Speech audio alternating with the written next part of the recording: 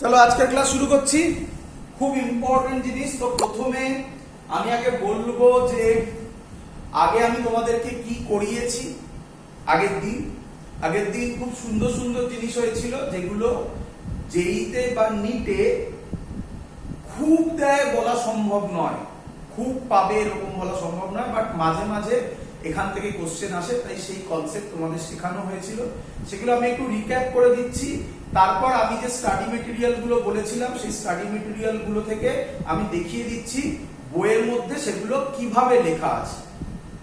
তারপরে আজকে আমরা ক্লাস করব, যে ক্লাসে আমরা যা যা পড়ে এসেছি, আজকে অবধি যত অবধি পড়ে এসেছি, সেই পার্টটার পুরোটা মোটামুটি কিরকম কোশ্চেন এসছে এই 10-15 বছরে, তার মধ্যে যতগুলো ভালো ভালো কোশ্চেন আছে সেগুলো আমি তোমাকে এখন সামনে সলভ করে দেখাবো। সুন্দর সুন্দর কোশ্চেন। ক্লিয়ার? প্রথমে বলে রাখি, আগের দিন আমরা কি করেছিলাম, তাই তো নাকি? তো আশা করি সবার মনে আছে। আগের দিন আমরা যেগুলো করেছিলাম সেটা হচ্ছে এরকম একটা লাইন চার্ট ছিল, মনে পড়ছে? আগের দিনের ভিডিও দেখো, সেখানে ডিটেইলসে সবকিছু করে দেখানো হয়েছিল, এভরিথিং। একটা লাইন চার্ট ছিল, তার মধ্যে এই পয়েন্টে ইলেকট্রিক ফিল্ড কত হবে বার করে দেখানো হয়েছিল। আচ্ছা, তারপরে আমরা করেছিলাম একটা এরকম আর্ক নিয়েছিলাম, তাই না? তার এই অ্যাঙ্গেলটা আমরা নিয়েছিলাম আলফা। তার জন্য ইলেকট্রিক ফিল্ড কত হয়েছিল সেটাও বার করে দেখানো হয়েছিল। ভ্যালুগুলো আশা করি সবাই আগের দিনের ভিডিও থেকে দেখে নিতে পারবে, তাই আমি ভ্যালুগুলো আর বলছি না। নেক্সট, তারপরে আমরা যেটা করেছিলাম সেটা ছিল এটা থেকেই আসে, সেটা ছিল এরকম স্ট্রাকচার হলে ইলেকট্রিক ফিল্ড কি রকম হবে, হ্যাঁ কি নয়? এখানে চার্ট আছে, সবার মনে পড়ছে? যাদের মনে পড়ছে না, আমি আবার বলছি, যাদের মনে পড়ছে না তারা আগের দিনের ভিডিওগুলো দেখে তারপর এটা দেখো, নয়তো মাঝখান থেকে হয়ে যাবে। ঠিক আছে? আগের দিনের ভিডিওতে দেখবে, আগের ভিডিওগুলো দেখবে, তাদের পরিষ্কার দেখবে আমি এগুলো সব ডিরাইভ করে দেখিয়েছিলাম। তো এবার আমি সেটা দেখিয়ে দিই। বুক 4 এর পেজ নাম্বার 12, যাদের কাছে স্টাডি মেটেরিয়াল নেই তারা আপাতত আমি যেভাবে করেছি সেই জিনিসগুলোই নিজের খাতায় একটা জিস্ট করে রাখবে। ওটাই এখানে লেখা আছে, এক্সট্রা কিচ্ছু লেখা নেই। আমি রিপিট করছি, আমি বারবার একটা কথা বলি, এর থেকে আর ভালো কিছু হয় না। নিজের হাতের স্টাডি মেটেরিয়াল নিজে হাতে লিখে তৈরি করবে, এর থেকে ভালো আজ পর্যন্ত আবিষ্কার হয়নি। বাট যেহেতু এগুলো দেওয়া হয়েছে, এর মধ্যে কিছু কোশ্চেনও আছে, সেখানে এই জিনিসগুলো তোমরা এবার বুঝতে পারবে। দেখো পেজ 12, তাতে দেখো সব ছবি, যত ধরনের ছবি হয় সব করে করে দেখানো হয়েছে। সবাই দেখতে পাচ্ছ ছবিতে? তো এগুলো সব দেখানো আছে, দেখো এই ছবিগুলো চিনতে পারবে। এই যে এখানে সিলিন্ডার দেখছো, এটা এখনো করানো হয়নি, গস থিওরেম করানোর পর এই সিলিন্ডারটা করানো হবে। তো গস থিওরেম আমাদের বোর্ডের ক্লাসে এগোচ্ছে, তো আজকের পরের ক্লাসেই আমরা এই জায়গাগুলোতে যাব। তো বোর্ড আর যেহেতু এখন এখানে প্যারালালি চলছে। ক্লিয়ার সবার? আমি দেখিয়ে দিলাম এখানে বইতে কোথায় আছে। আশা করি সবার মনে আছে, এরকম গ্রাফ করিয়েছিলাম, এটা মনে হয় আর আগের ক্লাসে, এটা আগের ক্লাসে এরকম একটা গ্রাফ করিয়েছিলাম রিং এর জন্য, মনে পড়ছে সবার?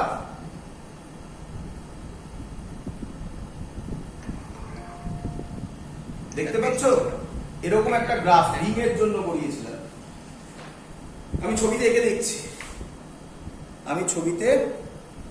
দিচ্ছি, এই সরি বোর্ডে এঁকে দিচ্ছি। এরকম একটা ছিল, একটা রিং এর জন্য করানো হয়েছিল। এটা মনে হয় বোর্ডস এর ক্লাসেই হয়েছিল, রিং এর জন্য করানো হয়েছিল। তার গ্রাফ এরকম এসেছিল এবং তারপরে আমি দেখিয়েছিলাম এটা এদিকেও এরকম হবে, তাই না? এটা বোর্ডস এর ভিডিও দেখো, ইউটিউবে আছে, বোর্ডস এর ভিডিও দেখো, সেখানে করানো হয়েছিল। এখানেও করাবো, ধৈর্য ধরে, এখানে অত ইম্পর্টেন্ট না, বোর্ডে যেহেতু এটা করিয়ে দিয়েছি জাস্ট বলে দিলেই তো হবে। এবং আমি মনে আছে কিনা জানি না, এটা ইলেকট্রিক ফিল্ড ছিল, এই ইলেকট্রিক ফিল্ডের ম্যাক্সিমাম ভ্যালু হয় r/√2 তে। প্রুফ করে দেখিয়েছিলাম বোর্ডের ক্লাসে দেখিয়েছিলাম মনে হয়। ক্লিয়ার? আচ্ছা, চিন্তা নেই, আমি এখানেও করে দেখাবো, চিন্তা নেই, ভয় পাওয়ার কিচ্ছু নেই, স্যার সব করে দেখাবো। আচ্ছা, তো এই পোরশনটা আমি দেখিয়ে দিলাম বইতে কিভাবে আছে এবং এখান থেকে কি রকম কোশ্চেন আসে, আগের দিন তোমাদের পড়িয়েছিলাম, সেই কোশ্চেন গুলোকে একটু প্র্যাকটিস করবে। বাট আমি আবার রিপিট করছি, এগুলো রেয়ার কোশ্চেন আসে। রেয়ার খুব বলা যায় না, মানে 3-4 বছর অন্তর ধরে রাখো দিতে পারে, মাঝে মাঝে দেয়, মাঝে মাঝে দেয় না, খুব বেশি দেয় না, অল্পই দেয়। বাট যখন দেবে তখন এই কনসেপ্ট না জানলে করতে পারবে না।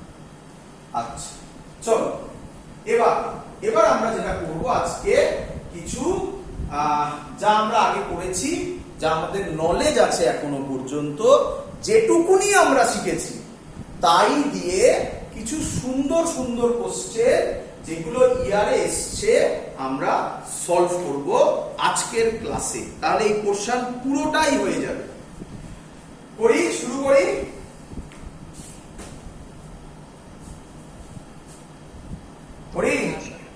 চলো, তো ফার্স্ট কোশ্চেন, আজকের ফার্স্ট কোশ্চেন।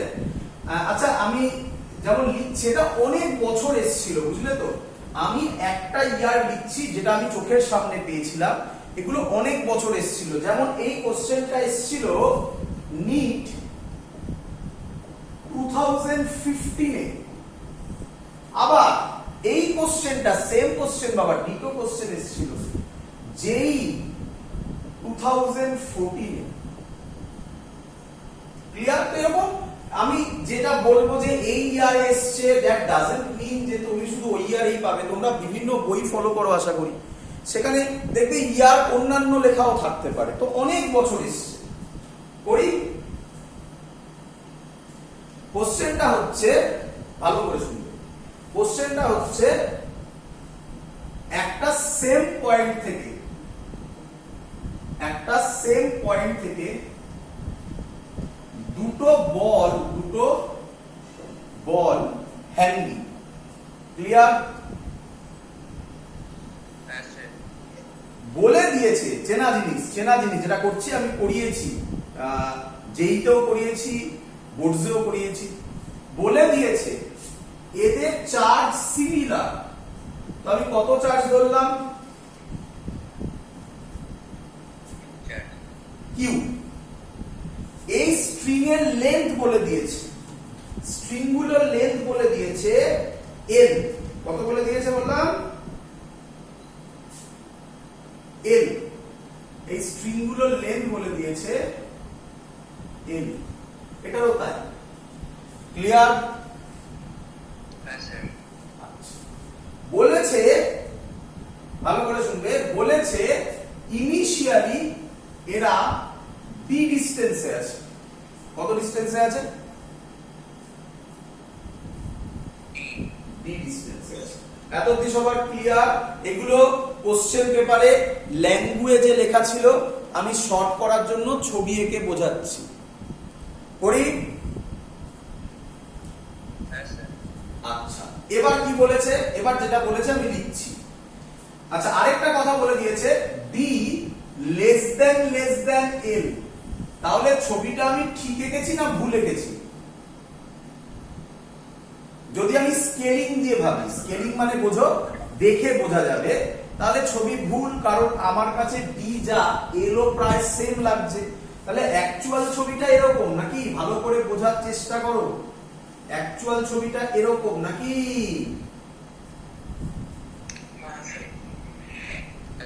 এটা আঁকলে তোমরা বুঝতেই পারছো ক্যামেরাতে কি ধরবে, আর তার জন্য আমি বড় করে এঁকেছি। ক্লিয়ার বাবা? বলে দেওয়া আছে ডি লেস দেন এল। এবার কি বলেছে? বলেছে the charge begins to leak। এবার লিখছি আমি, the charge begins to leak at a constant rate। খুব ইম্পর্টেন্ট কথা। কি বলেছে এবারে? নতুন জিনিস আসছে। এই বলগুলো থেকে চার্জ লিক করছে। ক্লিয়ার?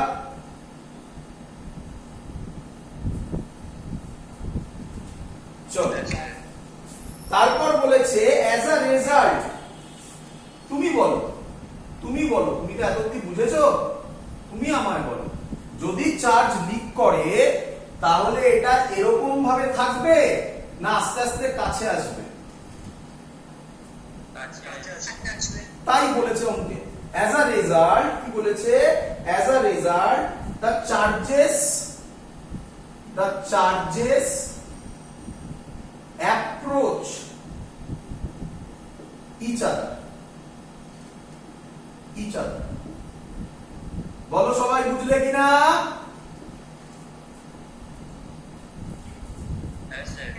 আচ্ছা, যদি চার্জ দুটো কাছাকাছি আসে তাহলে সেই কাছাকাছি আসার একটা ভেলোসিটি থাকবে কিনা বলো? তাহলে কি বলেছে? the charges approach each other with a speed v. কত বলেছে? কত স্পিডে আসছে?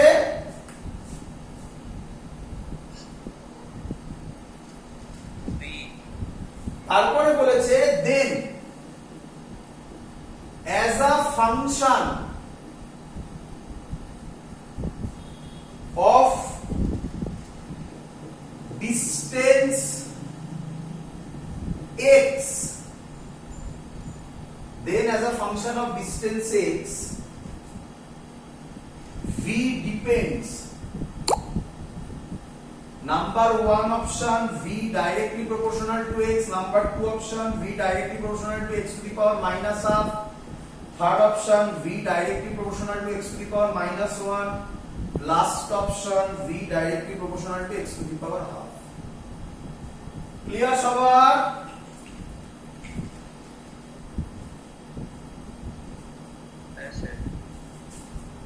কারো চিন্তা করার কোনো দরকার নেই, স্যার সবকিছু বলবে। আবার এতদিন ক্লিয়ার সবার? বোঝা গেছে?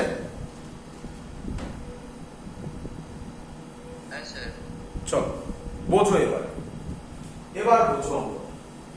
খুব সহজ অঙ্ক, কঠিন কিছু নয়। তুমি আমাকে বলো এদের মধ্যে ডিসটেন্সটা ডি, যখন চার্জ লিক করবে, যখন চার্জ যখন চার্জ লিক করবে, এই দুটো বল কাছাকাছি আসবে এবং সেই কাছাকাছি যখন আসবে একটা পার্টিকুলার পয়েন্টে ছবিটা এরকম হবে। দেখো বুঝতে পারলে কিনা? আমি মুছে আঁকলাম, দেখো বুঝতে পারলে কিনা? ক্লিয়ার?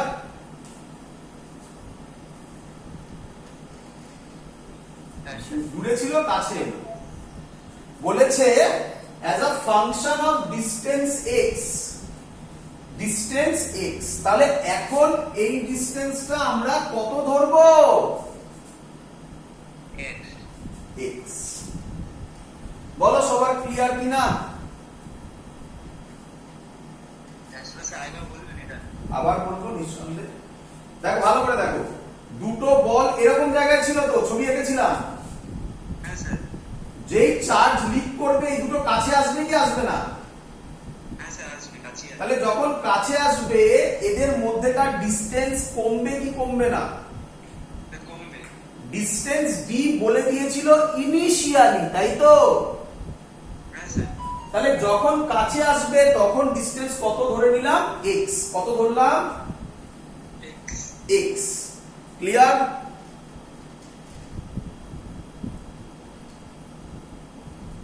ক্লিয়ার?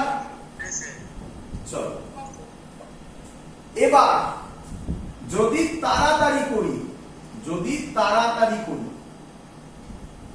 তাহলে পারা উচিত। দেখি তোমরা ধরতে পারো কিনা, চিন্তা নেই, আমি সব করে দেখাবে স্যার। বাট আগের দিন না আগেরও আগের দিন হয়তো কোনো ভিডিওতে এরকম একটা অঙ্ক করা হয়েছিল, সেটা ছিল ডাইলেকট্রিক কনস্ট্যান্ট দিয়ে, মনে পড়ছে? Very good. হ্যাঁ বলো, tan θ ভেরি গুড। তো আমি বলেছিলাম এরকম টাইপের স্ট্রাকচার হলেই ইকুয়েশন হয় tan theta is equal to f by mg। তো এগুলো হচ্ছে যেই ক্লাসগুলো ভালো করে যদি তুমি অবজার্ভ করো তাহলে তাড়াতাড়ি করার টেকনিক। কিন্তু যারা প্রথম এখান থেকে দেখছো তাদের জন্য বলে রাখি, এগুলো সব করে দেখানো হয়েছিল আগের ভিডিওতে, প্রথম থেকে যদি ভিডিওগুলো দেখো সব আছে ওখানে। দেখো আমি একবার বলে দেখাই তবু তাকাও এইদিকে। আমি ধরলাম এই পজিশনে ইকুইলিব্রিয়াম, তাহলে ইকুইলিব্রিয়াম মানে বুঝতে পারছো তো, এরকম কাছাকাছি আসবে একটা পার্টিকুলার পয়েন্টে, ওই পয়েন্টটাতে ফোর্স ইকুয়াল ধরো, তার জন্য একটা পার্টিকুলার পয়েন্টে আমি বললাম ওটা ইকুইলিব্রিয়ামে আছে, তখন ডিসটেন্স x। ক্লিয়ার?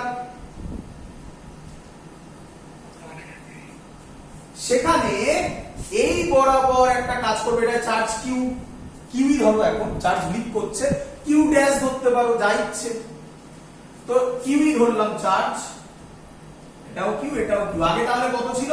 আগে ধরে নাও কিউ1 ছিল, চার্জ লিক করে করে কিউ আর কিউ হয়েছে। তাহলে এদের মধ্যে রিপালসিভ ফোর্স এদিকে কাজ করবে, যার নাম হবে এফ, একই নয়?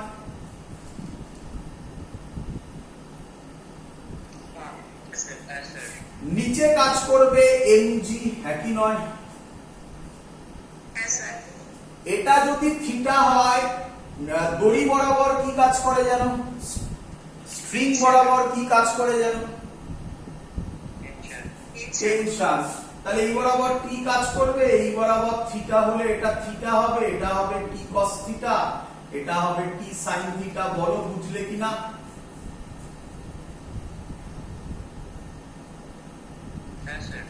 ইকুইলিব্রিয়াম যদি ধরে নিই এই পয়েন্টে, তাহলে T sine theta is equal to F, বলো আর T sine theta is equal to F, T sine theta is equal to F হলো, আর এটা T cos theta is equal to mg. Ratio করে দাও, বলো tan থিটা কত হয়? F by. সবাই বুঝতে পেরেছো কিভাবে আসে? এরকম টাইপের ছবি থাকলে আগে লিখে ফেলবে tan theta is equal to f by mg, তারপর ভাবা শুরু করবে। ক্লিয়ার? হ্যাঁ স্যার। চলো চলে আসো আবার অঙ্কে। তাহলে আমি ওগুলো মুছে দিই, যে পোরশনটা এক্সট্রা করলাম, যে পোরশনটা আগেও করা হয়েছিল, এটা তোমাদের আগে বোঝানো। এর জন্য দেখবে এক একটা অঙ্ককে বোঝাতে টাইম লাগে, বাট করার জন্য অত টাইম লাগে না, কারণ আমি পুরো জিরো লেভেল থেকে স্টার্ট করে বলছি। তাহলে ইকুয়েশন বললে তোমরা দেখো দেখি, একটু স্টেপ জাম্প করলাম, বলো তো এটা বুঝলে কিনা? কি রে? হ্যাঁ sir. tan theta f by mg, তাহলে mg টা এদিকে চলে গেলে mg tan থিটা f লিখতে পারি না? বল বাবা। হ্যাঁ স্যার। আচ্ছা, এবার দেখ এই ছবিটা এখানে ছোট হয়ে গেছে, আমি আরেকটু করি বড় করে। কোথায় করি বলতে? এই সাইডে করি। এই ট্রায়াঙ্গেলটা আঁকবো শুধু, দেখতে পাচ্ছিস? হ্যাঁ স্যার। এই দেখ এই ট্রায়াঙ্গেলটা, এটা থিটা, তাই তো? এই ডিসটেন্সটা কত বল? x by 2। ভালো করে শুনবি, এটা যদি l হয় এটাও কত হবে বল? l হবে। কিন্তু তুই বলবি স্যার কি করে হয়? ওরে বাবা, এই হলো তার অ্যানসার। ডিটা কি বলেছিল? Very very small than l, d এর থেকেও x আরো ছোট, তাহলে এটা যেটা l হবে এটাও এলই হবে। কেন? ওই গ্যাপটা খুব স্মল, আমরা এঁকেছি বড় করে বোঝানোর জন্য। এই হলো তার মিনিং। এটাকে এটা এল তাহলে এটাও এল, অথবা ভাইস ভার্সা, যেটা ইচ্ছা। সেটা হচ্ছে এই লাইনটার জন্য। ক্লিয়ার? স্যার আমি এল cos থিটা ধরতে পারি না? আবা স্যার এল cos থিটা ধরতে পারি না এটা? না, ওখানে ধরা যাবে না। ওই তো আচ্ছা, তুমি ভালো কথা বলেছো। তুমি বলেছো এল cos থিটা, তাই তো? নিঃসন্দেহে আমি তোমার ল্যাঙ্গুয়েজে তোমাকে বোঝাবো। এল cos থিটা, তাই তো? হ্যাঁ স্যার। নিঃসন্দেহে ধরতে পারো। তারপর মনে পড়ে কোন ক্লাসে করিয়েছিলাম, আচ্ছা ও কি বললো শোনো, বাকিরা বোঝো। আরে বাবা, লাইভ ক্লাস করার এটাই সব থেকে বড় জিনিস যে বিভিন্ন স্টুডেন্ট বিভিন্ন কোশ্চেন করবে, তাকে অ্যান্সার দিতে হবে। তাকাও, ও কি বললো? ও বললো স্যার এটা এল, অথবা উল্টোটা হতে পারে। তাহলে এটা যদি থিটা হয়, এটা এল কস থিটা বলতে পারি না? বলো পারি কি পারি না? হ্যাঁ স্যার। পারি। ওর ল্যাঙ্গুয়েজে অ্যান্সার দেব। বলো থিটাটা স্মল না লার্জ? স্মল। থিটা স্মল হলে, আমি কোন চ্যাপ্টারে করিয়েছি? 11 এ করিয়েছিলাম। থিটা স্মল হলে কস থিটা কত হয়? থিটা স্মল হলে কস থিটা 1 হয়, সাইন থিটা থিটা হয়, ট্যান থিটাও থিটা হয়। তাহলে থিটা স্মল হলে কস থিটা 1, দেখো মিলে গেছে। হ্যাঁ স্যার। এই হলো তার কনসেপ্ট, একদম এল হলে এল কস থিটা। বাট যেহেতু এখানে বলেছে D less than L, that's why এটা এল হলে এটাও বলো বলো এল হবে। এই হলো তার রিজন। এই ওয়ার্ডটা কেন লিখেছে, এই নোটেশনটা কেন দিয়েছে, তার রিজন হচ্ছে এইটা। বোঝা গেছে সবকিছু? হ্যাঁ স্যার। চলে আসো। আচ্ছা এই ট্রায়াঙ্গেলটা থেকে tan থিটা কত হবে কেউ আমায় বলবে? ফর্মুলা হবে tan থিটার formula perpendicular by base. Perpendicular কত?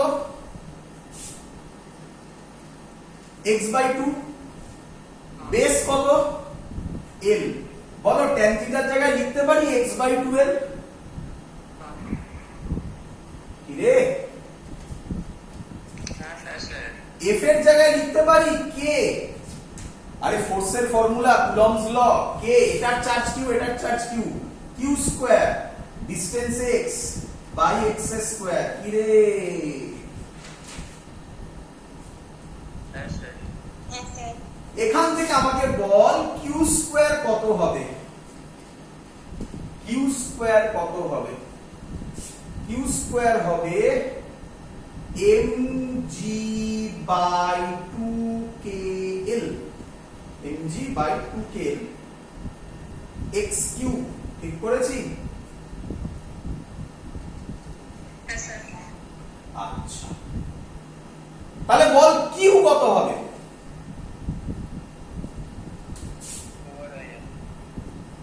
এটা রুট হবে, এটা 3/2 হবে। বুঝিস এটা? x কিউবের রুট মানে 3/2 লেখা যায়। হ্যাঁ স্যার। ক্লিয়ার সবার? কি রে? হ্যাঁ স্যার। আচ্ছা, তো এটা তোরা লিখে রাখিস আলাদা করে, আমি আবার ওই স্কোয়ারের ইয়েতেই যাচ্ছি। তোরা লিখে রাখিস, পরে লাগবে। স্কোয়ারের ইয়েতেই গেলাম, ঠিক আছে? এবার ঠিক আছে, আগেরটাতেই গেলাম, কারণ আছে। হ্যাঁ স্যার। আচ্ছা, ভালো করে শুনবি। অঙ্কে মেন কথাটা কি বলেছে? The charge begins to leak at a constant rate, তাই তো নাকি? হ্যাঁ স্যার। এর মানে ওই বলগুলো থেকে চার্জ কমে যাচ্ছে। ভালো কথা, এটা তো ল্যাঙ্গুয়েজে বোঝালেন আপনি। আচ্ছা, এর ম্যাথামেটিক্যাল মানে কেউ আমাকে বলতে পারবে? এর ম্যাথামেটিক্যাল মানে কি? ভালো করে শোনো, আবার বলছি, charge begins to leak at a constant rate, এর ম্যাথামেটিক্যাল মানে কি? আমি তোমাকে হেল্প করব, তুমি আমায় বলো rate of change of velocity মানে কি?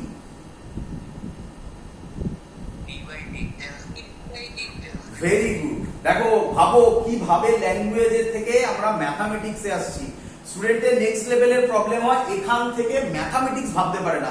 এত অবধি সবাই করে ফেলতে পারে, এত অবধি কারোর তো কোনো প্রবলেম আশা করি হয়নি নাকি? এবার ভাবতে কিভাবে সেটা শেখাচ্ছি। তাহলে বলো rate of change of velocity মানে কি? ছোটবেলার নিয়ম হচ্ছে v/t, আর 11-12 এর ডেরিভেটিভ ফর্মে আমরা কি বলি? dv/dt, হ্যাঁ কি নয়? তাহলে আমাকে বলো rate of change of charge. আরে বাবা, change of charge, rate of change of charge মানে তো চার্জ লিকেজ বলতে পারি তো নাকি? বলো রেট অফ চেঞ্জ অফ চার্জের মানে কি হবে? That's the concept. ধরতে পারছো? আমি এক্ষুনি বলে দিতে পারতাম এটাকে ডেরিভেটিভ করো, গল্প শেষ। কিন্তু আমি বললাম না, আমি তোমাকে শেখালাম কেন ডেরিভেটিভ করব। That's the language. তাহলে charge begins to leak at a constant rate, এর মানে dq বাই dt এটা কনস্ট্যান্ট বলেছে, হ্যাঁ কি নয়? হ্যাঁ স্যার। তাহলে q স্কয়ার পেয়ে গেছি আমি। dq বাই dt করতে গেলে তোমার কি মনে হয় এটাকে কি করতে হবে? ইন্টিগ্রেশন না ডেরিভেটিভ? ডেরিভেশন হ্যাঁ, ডেরিভেশন ছিল। ডেরিভেটিভ করতে হবে। তো আমার জায়গাটা মুছতে হবে, কোথায় করব? জায়গাই তো নেই। এইখানে করি ছোট করে, এটা মুছছি না এখন, এখানে করি ছোট করে। কিউ স্কয়ারের ডেরিভেটিভ কত হবে? কিউ স্কয়ারের ডেরিভেটিভ হয় 2q dq by dt। Clear? হ্যাঁ স্যার। আচ্ছা, এখানেও আবার স্টুডেন্টদের গন্ডগোল হয়। সবার জন্য বলছি, অনেকেই হয়তো বুঝে গেছে, অনেকেই হয়তো বুঝুনি, তাদের সবার জন্য বলছি। প্রবলেমটা কোথায়? প্রবলেমটা হচ্ছে ডেরিভেটিভ। ডেরিভেটিভ ভালো করে দেখো, কোথায় লিখি বলতো? আচ্ছা, ছবিটা আর আমার লাগবে না সেরকম, ছবিটা মুছে দিই। ছবি আমার আর লাগবে না। আচ্ছা, এদিকে তাকাও। এই বলো d dx of x square কত হয়? 2x। 2x। কি সুন্দর বললে, কি সুন্দর বললে, কি সুন্দর বললে। বলো d dx of y square কত হয়? হ্যাঁ, এবার শোনো, এই কেউ বলছে 0, কেউ বলছে না। শোনো, যদি কার রেসপেক্টে ডেরিভেটিভ করেছি? x এর। আছে কি y? তাহলে এইভাবে ডেরিভেটিভ করা যায় না। না যায়, তাহলে কিভাবে করবে জানো? তাহলে এটাকে আমরা লিখব 2y dy বাই dx। বলো বুঝলে কিনা? এবার বলো তুমি আমাকে, এবার ভাবো। তোমরা আমাকে কেউ কেউ উত্তর দিয়েছিলে স্যার এটার অ্যান্সার 0 হবে। আমি এবার বলছি, ভালো করে শোনো। যদি y কনস্ট্যান্ট হয় তাহলে এবার ভাবো dy বাই dx কত হয়ে যাবে? কনস্ট্যান্টের ডেরিভেটিভ কত হয়? তাহলে পুরো টার্মটা কি হয়ে যাবে? তার জন্য আমরা এখানে 0 লিখে দিতাম আগে, বাট এখন লিখবো d dx of y square. Normal derivative যেমন 2x হয়েছিল সেমনি 2y, কিন্তু যেহেতু এখানে x আছে আর এখানে y আছে, দুটো আলাদা টার্ম, তাই dy বাই dx লিখতে হবে। বলো বুঝলে কিনা?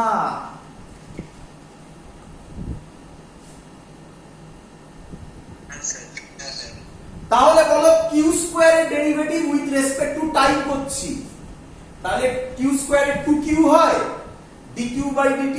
বলো ক্লিয়ার কিনা? হ্যাঁ স্যার। আচ্ছা, তোমার কি মনে হয় এই টার্মটা কনস্ট্যান্ট না ভেরিয়েবল? কনস্ট্যান্ট। বারবার এত বড় টার্ম লিখতে বাজে লাগে, সি ধরে নি। আর আমার বোর্ডে জায়গাও কম আছে, সি ধরে নি। কনস্ট্যান্টের ডেরিভেটিভ, তাহলে এটাকে আমি সি দিয়ে রিপ্রেজেন্ট করছি। কি দিয়ে? সি দিয়ে। সি মানে কনস্ট্যান্ট, মানে আমার লাগবে না। কেন? তুমি বলছো যে স্যার কেন আপনি এগুলোকে কনস্ট্যান্ট হট করে ধরে নিচ্ছেন? ভালো করে দেখো, অপশনে সব কি দিয়ে দেওয়া আছে? প্রপোর্শনাল দিয়ে দেওয়া আছে না? তাহলে কনস্ট্যান্ট উঠে গেলে প্রপোর্শনাল সাইন আসবে। তাই এগুলো নিয়ে মাথা ঘামিয়ে লাভ নেই। কাকে নিয়ে মাথা ঘামাবো? x এর ভেরিয়েবল নিয়ে। দেখো সব x দিয়ে দেওয়া আছে, তাই না?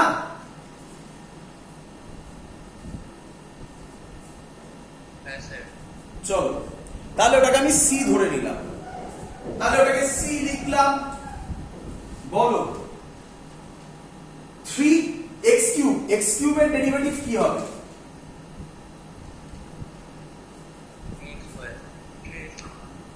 3x square. ভুল হলো না? কার রেসপেক্টে ডেরিভেটিভ হচ্ছে?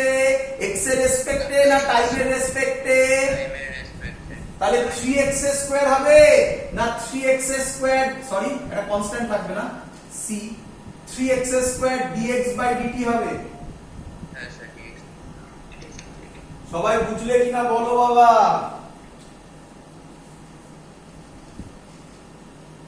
হ্যাঁ স্যার।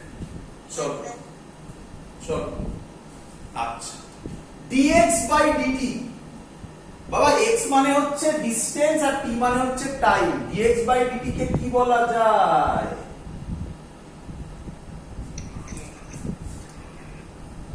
কি বলা যায়? ভেলোসিটি। ডিসটেন্স, স্পিড বলো, ভেলোসিটি বলো, যাই হোক।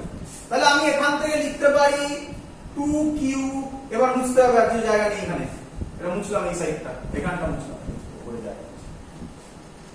উপরে লিখছি 2q dq by dt is equal to c3x square v dx by dt মানে কি? ভেলোসিটি। ভেলোসিটি চলে এলো। দেখো ভেলোসিটি চলে এসেছে। তাহলে v বার করতে হবে আমাকে এখান থেকে। v কত হবে বলো? 2q dq by dt 3x square c তলায় আসবে, তাই তো? 3c into 3x square dq by dt, বলো ক্লিয়ার কিনা? হ্যাঁ স্যার। কিন্তু প্রবলেম হয়ে গেছে, এখানে আবার একটা q আছে। q স্কয়ারের ভ্যালু জানতে মনে পড়ছে? হ্যাঁ স্যার। তাহলে q কত হবে? এটা রুট, এটা x to the power 3/2।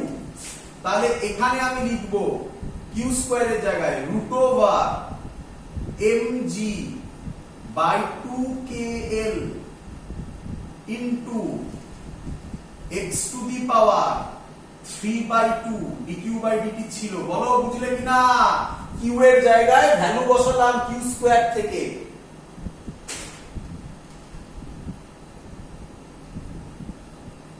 Clear? এই পুরো টার্মগুলো দেখো, ভালো করে দেখবে, আমি গোল করছি। এই পুরো টার্মগুলো বলো এগুলো কি? দেখো সব কনস্ট্যান্ট, তাই না? হ্যাঁ স্যার। এবার দেখো dq বাই dt টাও কি? দেখো লেখা ছিল dq বাই dt টাও কি? কনস্ট্যান্ট। তাহলে এই পুরো যেগুলো গোল করে দিলাম সেগুলো সব কি? কনস্ট্যান্ট। কনস্ট্যান্ট। কনস্ট্যান্ট উঠে গেলে কি সাইন আসে?